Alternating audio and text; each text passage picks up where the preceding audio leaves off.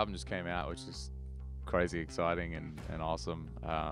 An awesome feeling for me. It's called Things That We Drink To, and I named it after the song Things That We Drink To. And that song in particular was a tribute to my late manager. He was my manager for 10 years, and we lost him last year. And I wrote this song on the day of his memorial in Nashville as a celebration of his life and a celebration of all the things we got to do together. And then, as I noticed the way the tracks were coming together for the album, I noticed that there were all these great moments that have happened in my life over the last couple of years, and all these moments you can raise a glass to, like moving to America and finding a new home in Nashville, and obviously meeting a girl and getting engaged and getting married. And yeah, I just thought, what a great kind of album title as well. There are all these things we drink to. Oh, wow. Okay. I'm probably going to double up a lot here, but I think American is probably the first one, and that's like a love song to obviously my now wife, but I feel like that's a love song to America at the same time. I've fallen in love with this country the last few years living here, and I definitely raise a glass of tequila to that one. Just straight tequila, not even any lime.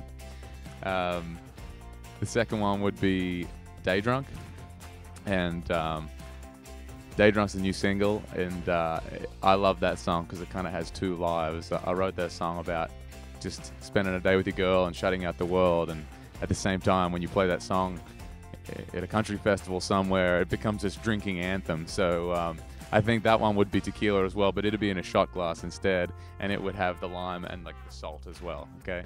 The next one would be Dance With Me, which is track 6, and that's my favorite song on the album. It's the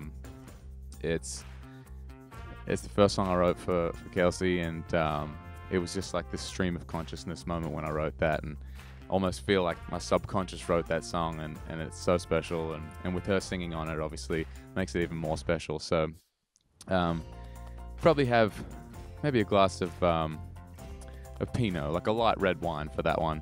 And then the next one would be Things That We Drink To, which I mentioned earlier, but a tribute to my late manager, Rob. And it'd have to have a big glass of Bleasdale Generation Shiraz. His family was like a winery owning family, and so the second oldest winery in Australia was his family, and so we'd probably drink some of his wine for that one. And what are we up to?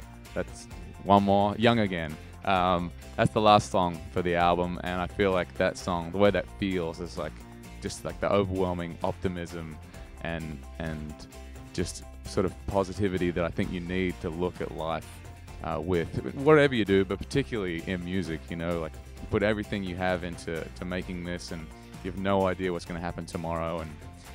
And that's the last song on the album. It's the last song I play when I play live, because it's the feeling that I want to leave people with when I leave the stage. And the line in the chorus is "Drunk on love and whiskey shots." So let's do whiskey for that one.